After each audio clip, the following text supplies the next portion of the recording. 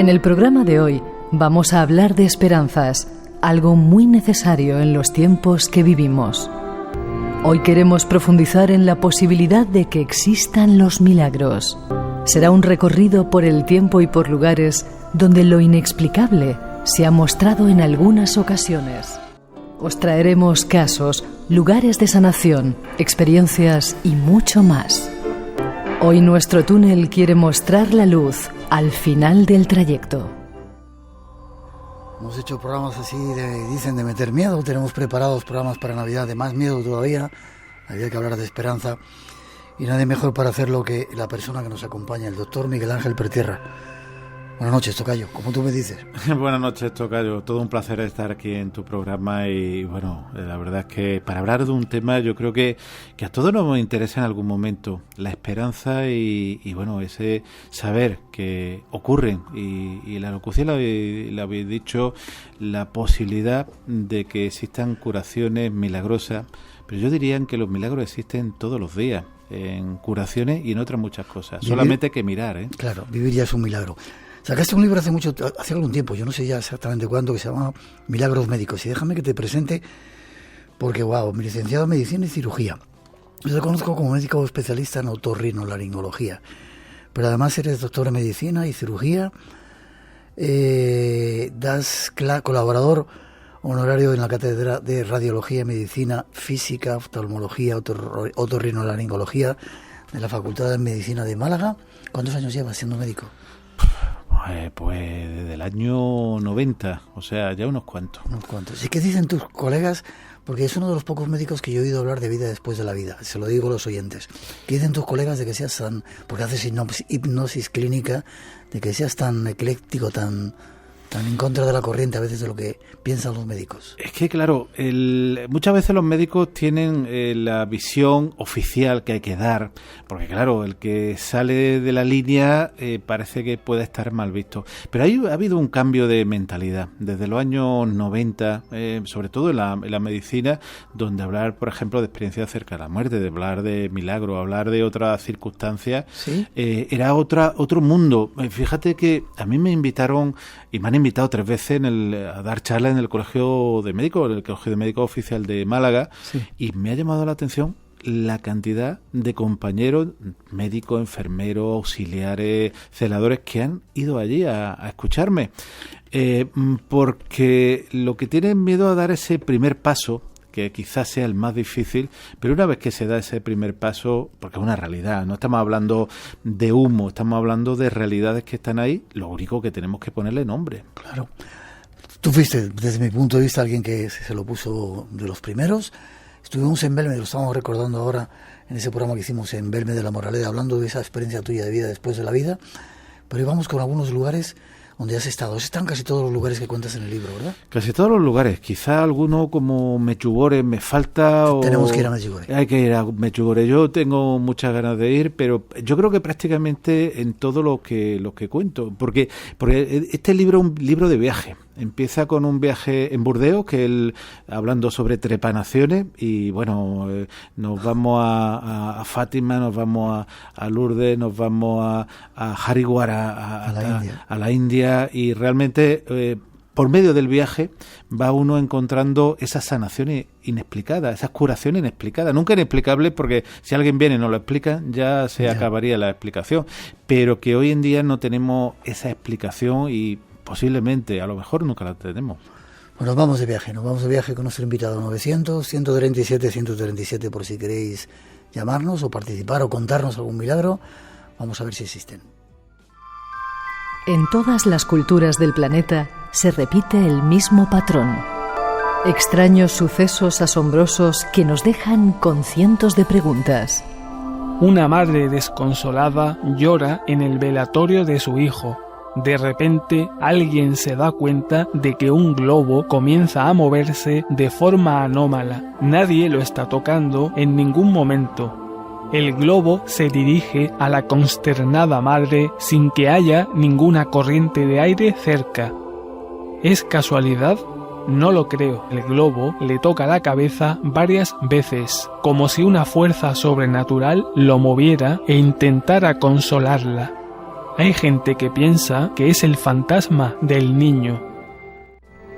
Sucesos inexplicables como son la aparición de curaciones milagrosas que hacen que una serie de personas, más allá de la duda, tras padecer una enfermedad, en ese momento grave e incurable, hayan sanado de una forma inesperada. Es lo que se llama milagros. Y existen más allá de la duda. Nuestro invitado, un médico experto, está hoy con nosotros para contarnos algo sobre ello. No te da la enhorabuena por el libro, debería de ser también motivo de estudio para los que estudian medicina, para todo el mundo, porque es una buena obra. Muchísimas gracias por tus palabras y viniendo de ti todavía más. Realmente un libro que se ha puesto mucho, le puse mucho cariño y realmente cuentan esas curaciones que ocurren todos los días a lo largo del mundo y que solamente hay que observar. Yo, una palabra igual que tú hablas de los viajeros y de los turistas en esta vida, hay que observar y aunque también ser escuchante en vez de oyente. Y como tú bien dices, hay que ser viajero en vez de ser turista. Haces un programa de radio también, ¿verdad? Sí, La Rueda del Misterio. Fue una terapia ocupacional porque después del accidente no podía salir de casa. Y bueno, me entretengo, como digo, el mejor programa que se hace en mi casa y que bueno, ya llevamos un montón de programas y que nos divertimos, a fin de cuentas. Hablamos de todos estos temas y bueno, hablamos y disfrutamos. De eso se trata. ¿Qué son los milagros? Bien. Pues mira, la palabra milagro viene del griego admirar. Admirar qué es lo que ha ocurrido, porque no solamente, y hablando de milagros médicos, no solamente es que una persona tenga una curación puntual, sino que tiene que ser una curación puntual, continua, mantenida y que no regrese, por lo cual algo que no tiene explicación, algo inexplicado, vuelvo a decir, no inexplicable sería otra cosa, pero esa falta de curación, que no tiene ningún medio, que no se le ha puesto ninguna medicación, que no se le ha hecho ninguna terapia, todo eso sería un milagro. Sabemos que hay enfermedades con remisiones espontáneas, no estamos hablando de remisión espontánea, porque claro, dirán, bueno, hay un caso de un carcinoma de tal tipo que ha remitido. Claro que lo sabemos, y que en medicina se conocen carcinomas, pues como el melanoma o incluso el carcinoma de células pequeñas, un carcinoma muy agresivo que pueden remitir. Son aquellos casos que sabemos que no remiten y que desaparecen, pero desaparecen no se sabe por qué. Uh-huh. Algunos lo atribuyen a personas, otros le atribuyen a lugares y otros no se sabe el motivo. Pero lo que sí es verdad es que está ahí la prueba. Hoy vamos a hablar de algunos de ellos. No ocurren ahora, desde hace mucho tiempo ocurrían milagros, ¿verdad? Hay muchos recogidos en la historia. Hay milagros recogidos en la historia, no nos vamos a basar en datos de escritura bíblica, ni mucho menos, ni Nuevo Testamento, pero habría que decir, yo y ya digo, empiezo el libro con una imagen que, visitando Burdeos, el Museo de la Ciencia del Hombre, pues aparecen una serie de trepanaciones. Trepanaciones son agujeros en el cráneo que curiosamente están a lo largo del mundo, lo podemos encontrar en cualquier lugar del mundo, incluso en algunos lugares como puede ser Perú, en vez de ser circular como se hacía la mayor parte del mundo, son cuadradas, que es lo que se hace hoy en día. Curiosamente, yo he hecho trepanaciones ayudando a neurocirujanos y aprendiendo mi profesión de otorrino y he hecho esas trepanaciones que las mismas que se hacían hace miles de años. En las cuevas, ¿no? En las cuevas, por ejemplo, el de Lascaux era una trepanación que además, lo más curioso es que esa persona se sabe que sobrevivió a la trepanación. Un agujero de aproximadamente 5 o 10 centímetros en el cráneo y que no murió de una meningitis ni de una septicemia, sino que la persona sobrevivió 10 años, que además sabemos que comía bien porque tenía la mandíbula bien, pero es que los huesos, sabemos que andaba también porque los huesos de los fémures, de las tibias, estaban perfectamente calcificado, por lo cual sobrevivió a algo que en esa época era un milagro, posiblemente por una hipertensión endocraneal, por un tumor, por un hematoma, pero prácticamente lo que se hace hoy en día. Dime una cosa, ¿cómo se hace o cómo hacían una preparación entonces? Claro. ¿Cómo lo hacían? Posiblemente con piedra, con sílex. Iban abriendo primero la piel, cortando la piel, se levanta, que además sangra muchísimo la piel del cuero cabelludo, y que a base de golpe, con un cincel y un martillo. Yo he hecho operaciones de oído con cincel y martillo. ¿Qué me dices? Sí, aprendí a hacerla con cincel y martillo, y antiguamente las operaciones de oído se hacían con cincel y martillo, por lo cual el cincel y martillo sería evidentemente piedra sobre piedra, abrían lo que era la calota craneal, y esa calota craneal se quedaba abierta. Hoy en día se ponen placas o se ponen apósitos de la cadera, y esa calota se queda abierta, pero es que se queda abierta la dura madre, que la envuelta, el plástico que envuelve el cerebro, pero es que abrían el cerebro también. Un lugar que realmente, si lo mira, parece que se infecta. Sí. Y en aquella época no se infectaba. ¿Qué ocurría? Le ponían hongos que curiosamente podían ser penicillium o algún otro, pero curiosamente estamos hablando de 10, 12, 15.000 años o más donde las personas sobrevivían a ese tipo de intervenciones. Yo te están mandando saludos desde México, dice, me gusta mucho su programa y espero con ansiedad un nuevo episodio más desde México. Y José Lorenzo nos saluda desde La Palma. Hay mucha gente, sé que nos escucha allí. Vamos a desgranar un poco parte de tu libro, pero el milagro que más te ha llamado la atención, así para soltarlo ahora, ¿cuál sería? De los que has estudiado, visto, etcétera. El que más me ha llamado la atención ha sido el que yo viví en primera persona como médico. Era un paciente que teníamos, que además yo lo conocí porque se había operado por la mañana, hizo una hemorragia cervical y tuve que hacerle una traqueotomía. Aparte que ese hombre era muy especial, y es muy especial, muy tranquilo. Hacerle una traqueotomía a alguien pues que está sangrando y que no se puede dormir y que hay que hacerla en vivo y en directo, tiene que tener calma el cirujano, pero el paciente tiene que ayudar. Esta persona era súper calmo, estaba diagnosticado de un carcinoma cervical, pero por culpa del tiroides, se había extirpado el tiroides y los ganglios cervicales, y resulta que ese hombre, recuerdo que al día siguiente lo fui a visitar y me dice, yo estoy seguro que ese tumor que yo tenía ha desaparecido. Se había hecho biopsia, o sea, teníamos la constatación anatomopatológica que era un carcinoma. Bueno, le dije, ojalá. A los pocos días llega la biopsia negativa. Yo me fui a anatomía patológica, digo, esto no puede ser. Fue una locura, y me fui con aquellas personas que me habían enseñado anatomía patológica en un microscopio doble, y Miguel, ese tumor había desaparecido. Tumor imposible que hubiera desaparecido. No sé si la fuerza mental, que ayuda en muchos casos, o qué es lo que había ocurrido, pero desapareció completamente. Me quedo sin hablar. 900-137-137, nuestro teléfono, por si queréis intervenir. Esto es solamente parte de lo que nos espera. Hay más cosas que queremos contaros con Miguel Ángel Pertierra esta noche. Hay veces que sucede. Está diciéndome que cuando mi pequeña se cayó desde 10 metros se dio un golpe en la cabeza que no la mató y no la dejó paralítica, sino que la curó. Sí. Eso es imposible. Muchos creen que estamos locos. O te subes al carro o el carro te atropella. Cuando repaso todo lo sucedido, no puede contar nuestra historia. A veces ocurren, son lo que llamamos milagros. Y hoy vamos a analizar algunos de ellos en compañía de nuestro invitado. Eso que hemos escuchado es parte de una película que hicieron hablando de milagros, de esos sucesos extraños e inexplicables. Luego veremos al final. ¿Viste la película? Vi la película, pero es que aparte, curiosamente, hace unos años, que sirvió para la canonización, que yo ahí no entro en la parte religiosa, pero sirvió para la canonización de dos de los pastorcillos de Lourdes, Jacinta y Francisco, y fue de un chavalito en Brasil que cayó de 6,5 metros, 7 metros de altura. Tuvo un trauma parecido a esto, un traumatismo cráneoencefálico. Lo llevaron al hospital y bueno, realmente se había destrozado el cráneo, el cerebro. No había signos de que pudiera sobrevivir. Lo trasladaron a otro hospital. No daban con lo que la posibilidad de vida. Muchas veces en estos casos lo que se pone es medicamento y bueno, simplemente esperar el final.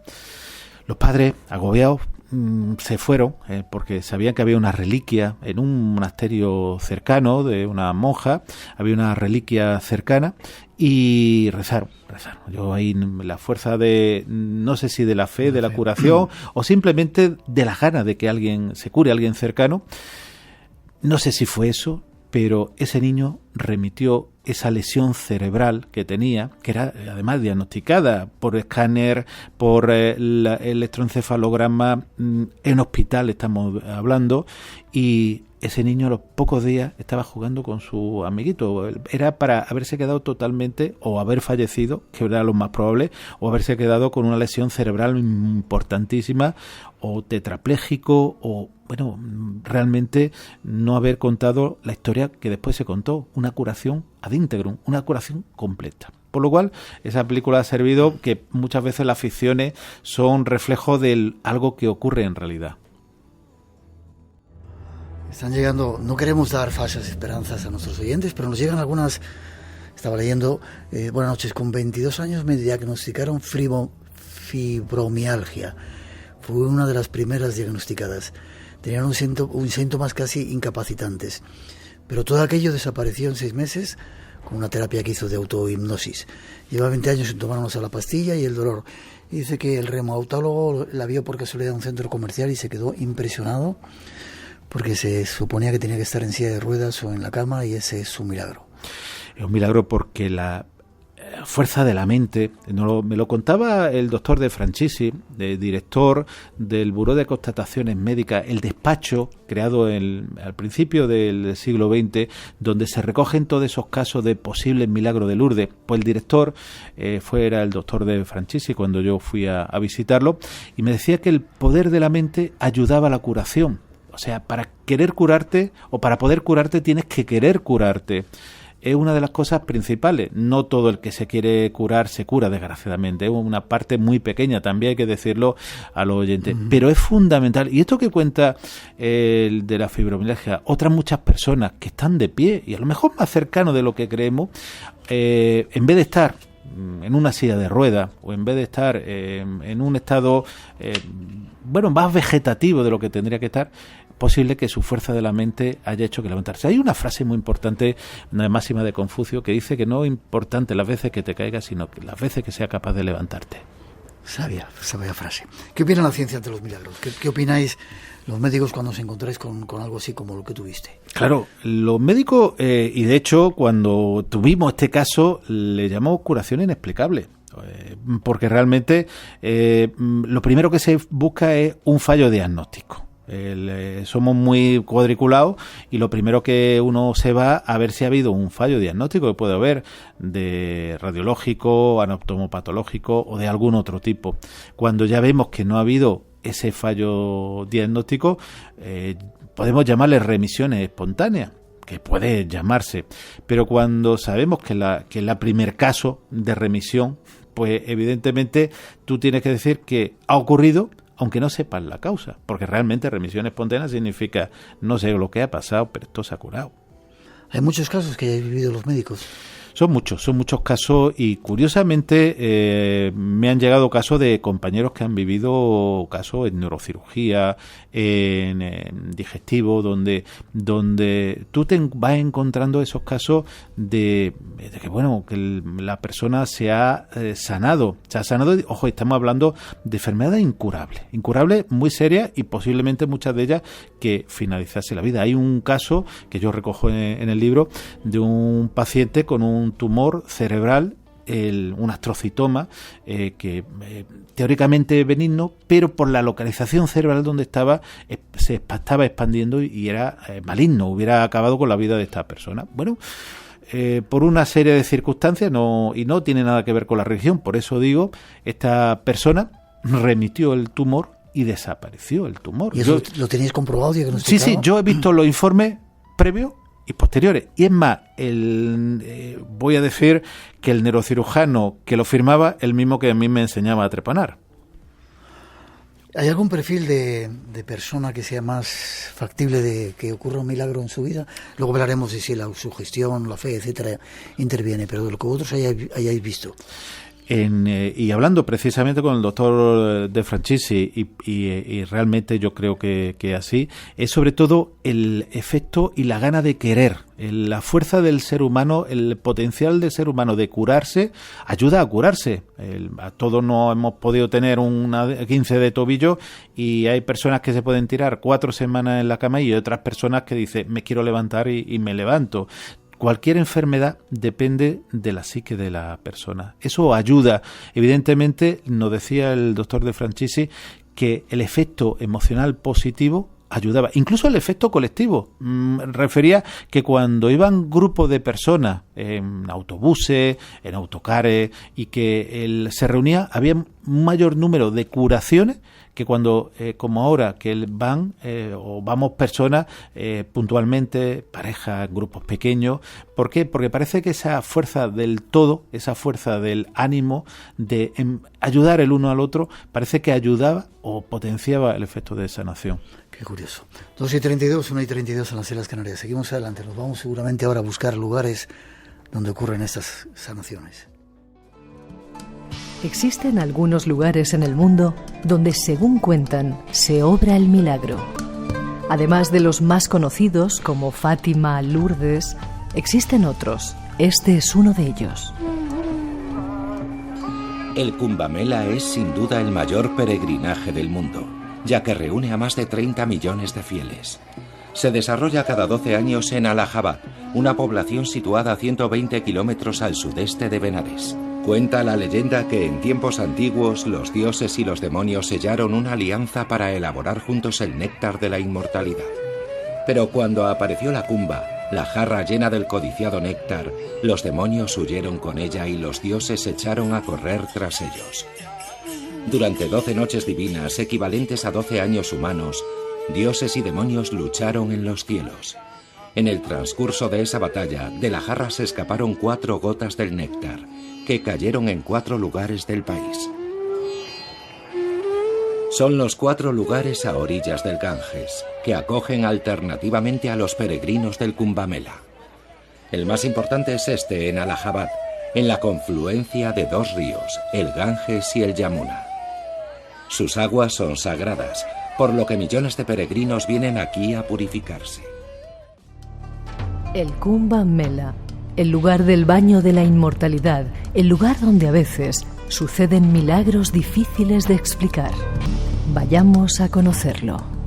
Están llegando multitud de mensajes de personas que han tenido experiencias tremendas, que te voy a relatar algunas. Te mandan saludos desde el Valle de Ángeles en Honduras. La muchacha que antes nos ha escrito dice que gracias a este doctor por hablar tan objetivamente. Saludan a los Migueles, supongo que a nosotros dos y a todo el equipo. Y otro caso que te voy a leer. Dice, soy discapacitada física muy afectada. Me tenían que operar de una hernia que no me dejaba vivir de los dolores en el cuello, muy peligrosa por mi discapacidad. Una tarde desesperada pensé en un médico que yo quería mucho y que me operó cuando era pequeña en Madrid. Era una eminencia y había muerto hacía unos cuantos años. Le recé con tantas ganas y le pedí que me ayudara, que él estaba en el cielo y que aquí no se podía hacer nada. Me quedé dormida llorando y soñé que me estaba operando el cuello. Al despertarme el dolor había remitido muchísimo, dice que no quiere alargarse. Solo decirles que cuando me hicieron la resonancia magnética vieron que la hernia, de una manera como si me hubieran operado, había bajado. Mi traumatólogo no daba crédito de esto y hace más de 8 años y nunca he vuelto a tener dolor. Hay muchos más milagros de lo que creemos, ¿verdad? Hay muchos más milagros que lo que creemos, de los que se recogen públicamente, porque esto, si no lo cuenta esta persona, no lo conoceríamos. Hay una frase del Quijote que a mí me gusta mucho, que dice algo así: cosas veres de amigo Sancho de tarán fablar. Y todas estas cosas que cuenta esta persona, te lo va encontrando. Si te encuentra alguien, como me puede pasar a mí, y lo recoge, pues está escrito. Si no, desaparece solamente en grupos pequeños. Yo hablaba sobre milagros médicos y me decía varias personas, yo he sido una persona que me han ocurrido un milagro en Lourdes, y me contaba el caso. Otro, yo he sido en Fátima, a mí me ha pasado en tal sitio, pero hay que pensar que no solamente los grandes sitios, ha hablado Haridwar, el Kumbh Mela es algo impresionante. Vamos a ello. La India es una fiesta, ¿la viste? Sí, es una fiesta. Yo creo que algo lo más impresionante, porque la cantidad de personas, porque la India ya es impresionante de per se, la cantidad de personas, esos sadhus, esos seres impregnados en ceniza, a mí me recuerda mucho, después de haber vivido con Lourdes, sobre todo por el tema del agua. El agua es fundamental no solo para bañarse, que dicen que si te meten en el agua del Ganges te purifica 88 generaciones, yo no lo sé, pero hay personas que se beben ese agua y venden el agua. Ojo, en 1890 hubo casos de cólera por beberla. Hay mucho decir, con lo sucia que está ese agua del Ganges, ¿cómo son capaces de beberla? Sí, beberla y te lo venden para beberla. Ellos tienen mucha creencia. Es que la mentalidad que tenemos en Europa o en Occidente no tiene, y tú lo sabes, no tiene nada que ver con la mentalidad de Oriente en muchos aspectos. Se hablan de muchas curaciones, pero claro, el problema que tiene Haridwar y que tiene la India es que no están constatadas. No tenemos datos científicos que diga esta persona se ha curado. Tenemos este informe previo, este informe posterior. Yo te enseñaba antes de empezar el programa un informe donde tú puedes ver qué es lo que le ocurrió a esta persona y qué le ha ocurrido después. Eso que dicen que ocurren por cientos, por no decir por miles, cada vez que ocurre o sucede el Kumbh Mela, no tenemos, aunque tampoco podemos descartarlo, evidentemente. Se juntan hasta 30 millones de personas. Hasta 30 millones, casi como toda España. Uno ve, pero bueno, hay que decir que cuando tú vas por una autopista de Delhi, te pueden encontrar gente andando por medio de la autopista, por la autovía, o un árbol en medio de la autovía, que está. Es impresionante como en 500 kilómetros no dejas de ver personas sentadas en el borde de la autovía. Es otra mentalidad completamente distinta. La Kumbh Mela era una de las paradas que queríamos hacer. En el libro hablas de otros lugares. La Virgen de la Cabeza. ¿Dónde está esto y qué ocurre allí? Está en Jaén, en un paraje fabuloso, fantástico, muy cerquita de Úbeda, Baeza, y curiosamente una allí realmente desde el siglo XIII. Una persona que estaba por allí, por el campo, no es que no se puede decir que fuese ni pastor, sino que el hombre tenía una lesión en el brazo, una lesión en el plexo braquial, lo que mueve el brazo hacia arriba y hacia abajo, llamado Juan Rivas.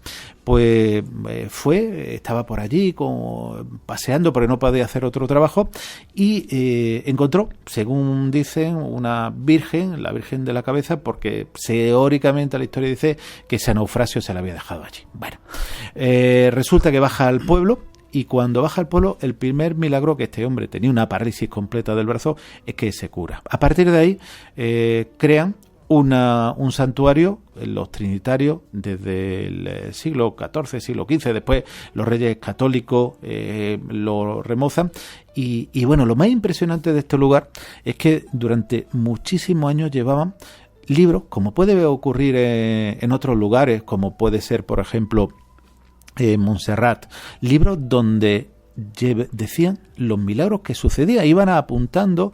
Los mismos clérigos eran los médicos, quizás más médicos que los médicos que había en la época, porque por ejemplo un cirujano era el barbero, ¿no? Pero ellos recogían qué es lo que le sucedía a esta persona y qué milagro podía ser, al igual que ocurre en Lourdes.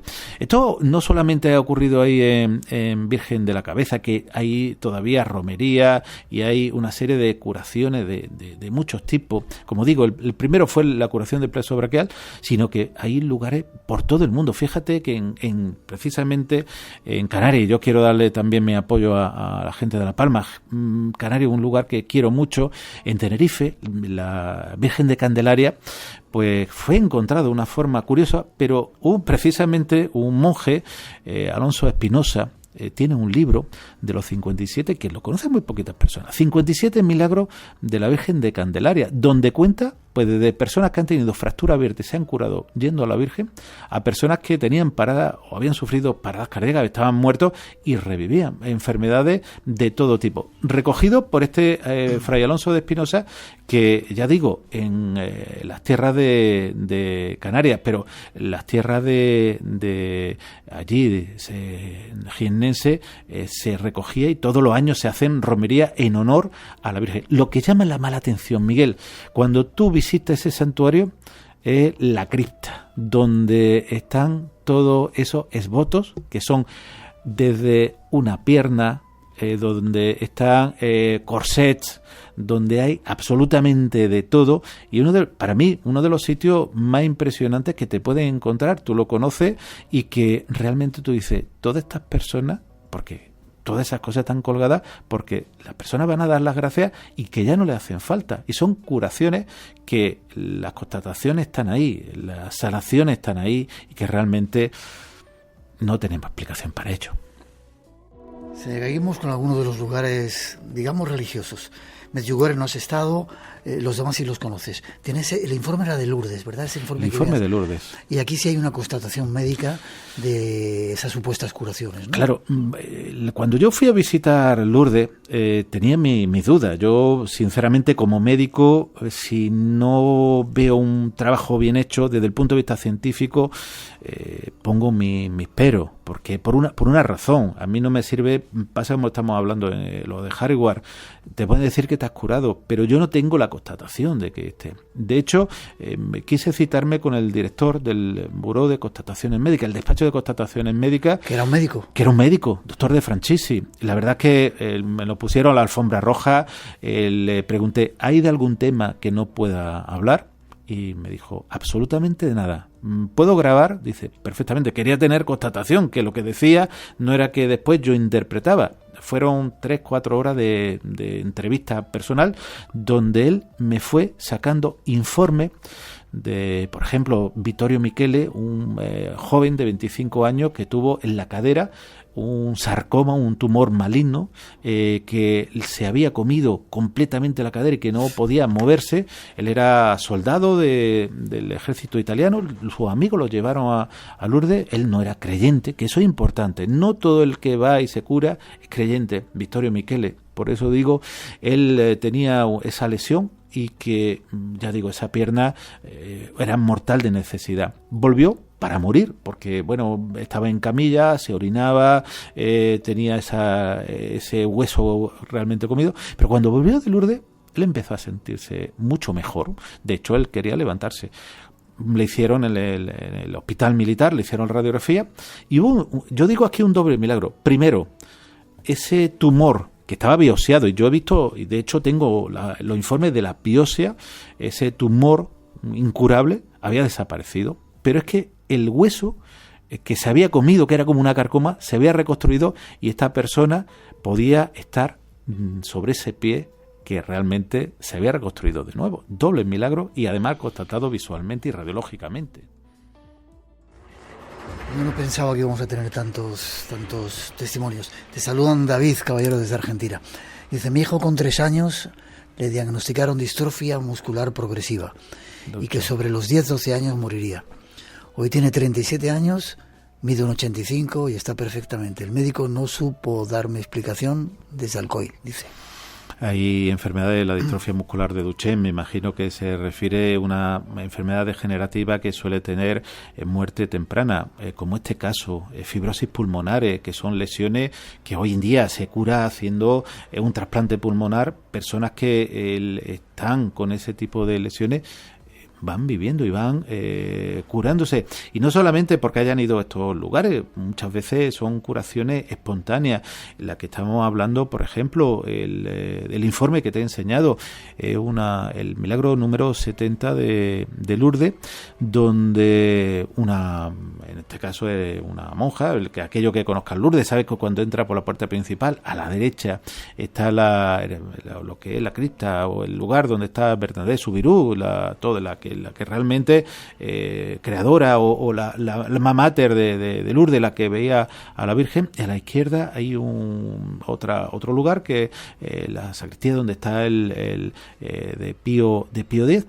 Pues esta mujer, pues que tenía una lesión de cola de caballo, desgraciadamente la conozco bastante bien, pues es una compresión en la zona final de la médula, tenía problemas para que se orinaba, llevaba un corsé, llevaba un electroestimulador, es un aparato que va hacia la médula, que se pone en el abdomen pero va hacia la médula para quitar el dolor, tomaba morfina y realmente prácticamente no se podía mover. Cuando llegó a esta cripta, a este lugar donde se venera a Pío X, ella misma lo cuenta, sufrió, que muchas personas lo cuentan, un calor, una sensación de bienestar, ese pie que tenía, que lo tenía caído, el llamado pie equino, que antes precisamente hemos hablado y te estaba comentando qué es lo que era, empieza a desaparecer.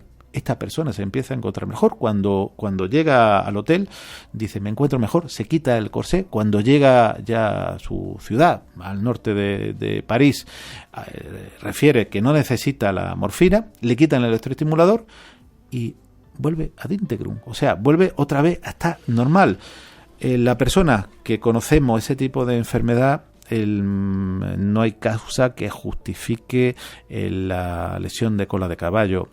Constataron, fue el último milagro, el milagro número 70 de Lourdes, y tú has tenido ocasión de ver ese informe donde lo explica desde el punto de vista científico. Lo que sí hay que decir, que el Buró de Constatación habla de curación inexplicada. Después el obispado, en este caso en Kent, el que realiza y lo nombra como milagro. Son dos estamentos completamente distintos, pero el médico solamente dice curación inexplicada. 12:49, en el 49 de las Islas Canarias. Hay muchos lugares que no nos va a dar tiempo. Quiero pasar a otro capítulo con personas que hacen cosas increíbles. En todo el mundo, en todas las épocas, ha habido personas que afirman haber podido realizar milagros. Este es un ejemplo. Un equipo de Primer Impacto viajó a un barrio de Río de Janeiro para ser testigos de los supuestos milagros de una niña. En el interior de una iglesia vieron cómo la pequeña imponía las manos sobre los enfermos mientras el resto de los feligreses evocaban un milagro. Es casi la 1 de la mañana y aunque los grandes ojos negros de Alaní no pueden ocultar su cansancio, la niña sigue en pie, sanando a quienes habían perdido toda esperanza y buscan un milagro que alivie los males del cuerpo y los males del alma. El poder que supuestamente viene de las manos de esta niña de larga cabellera y mirada triste funcionan como un rayo, una descarga que hace perder el equilibrio y a veces hasta el sentido. A pesar de los milagros que le atribuyen, Alaní sigue siendo una niña extremadamente sencilla que parece no sentirse afectada por la adoración de la gente. ¿Te asusta tener ese poder? No, para mí es normal. Y tampoco parece impresionarse con la larga lista de males que asegura es capaz de vencer. Es un ejemplo, una niña de Brasil. Hay muchos más. Sorprendidos estamos ya con la cantidad de gente que nos está contando cosas de supuestos milagros. Se me pone la carne de gallina y no quiero que me cuentes algunos de esas personas en el mundo que son capaces, como esta niña que dice que es capaz de curar. Saibaba era uno de ellos, muy criticado. ¿Le dejamos ahí y nos vamos a otro? Como tú digas, Teresa de Calcuta, Juan Pablo I o segundo. A Juan Pablo I le han atribuido un milagro, pero yo, fíjate, estas personas son muy conocidas, pero a lo mejor me iba a alguien más modesto, pero que para mí tiene mucha más fuerza, que fue Fray Leopoldo de Alpandeire.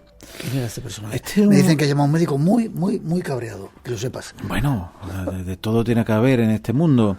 El Fray Leopoldo de Alpandeire era un monje que del pueblo rondeño de Alpandeire, muy cerquita de Ronda, que se fue a hacer su trabajo. Era un padre limosnero a Granada.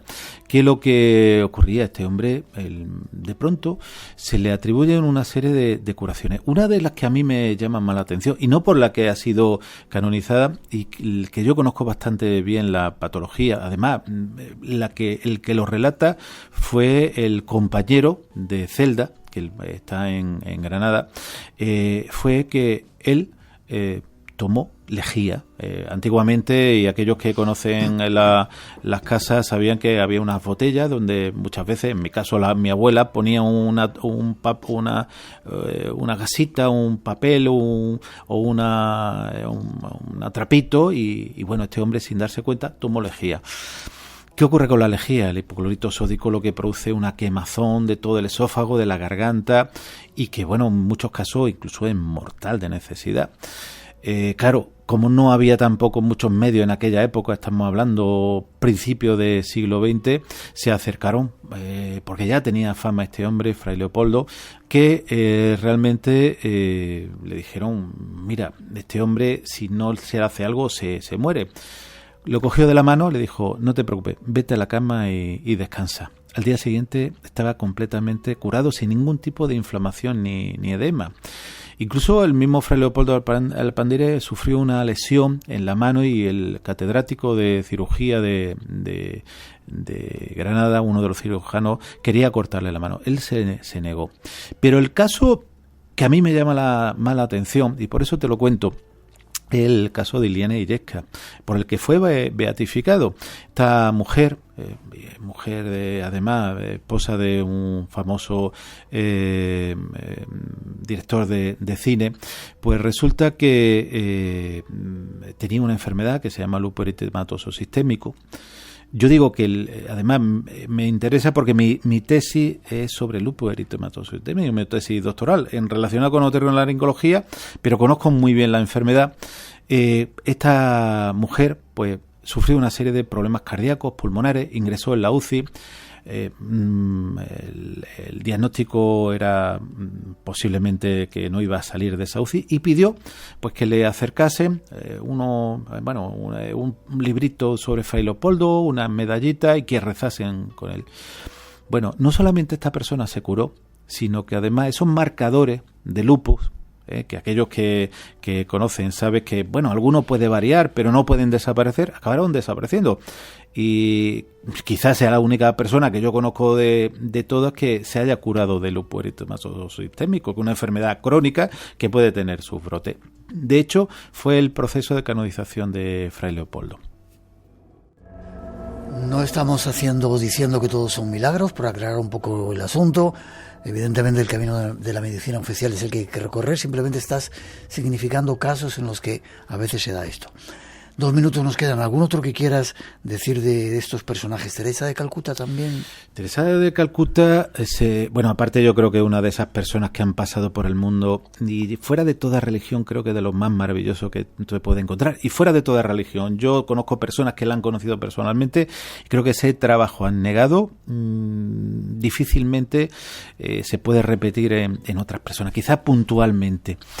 Ahí el caso dice mejor estudiado de toda la historia de la medicina, el de Marcilo Andrino.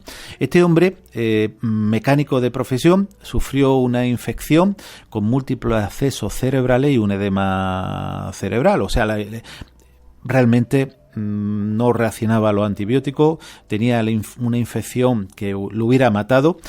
Y bueno, la familia que no sabía qué hacer, porque lo iban a poner en la UCI para ponerle un aparato para que bajase la presión intracraneal, lo que ocurre, esta persona, pues que lo meten en quirófano, y en quirófano se va la luz. Entra el grupo electrógeno, pero no lo pueden operar, y cuando sale cirujano a ver qué pasa para operarlo, este hombre, estamos hablando, edema cerebral, múltiples accesos, se lo encuentran sentado a la mesa de quirófano diciendo, oye, ¿qué está pasando conmigo? Yo no sé lo que está pasando. Cuando él se sentía muerto, le hacen de nuevo las pruebas, el escáner, y ese hombre no tiene ninguna lesión. A los 15 días estaba trabajando otra vez en su taller. ¿Y fue a través de la Madre Teresa? Por rezarle a la Madre Teresa de Calcuta. Se lo atribuyen. Siempre digo que la atribución no tiene por qué ser. Yo no podría afirmarlo como médico, pero la familia, que eran muy devotos de la Madre Teresa de Calcuta, la relaciona y esa curación sí fue. Y además dicen que por eso, que es el mejor caso estudiado de toda la historia de los milagros médicos. Simplemente estamos significando un montón de casos que ha recogido nuestro invitado Miguel Ángel Pertierra en sus viajes y en la literatura y que ha podido comprobar. Para terminar, dice, mi madre sé que se va a enfadar mucha gente, pero bueno, padecía de varices ulceradas y no cicatrizaban.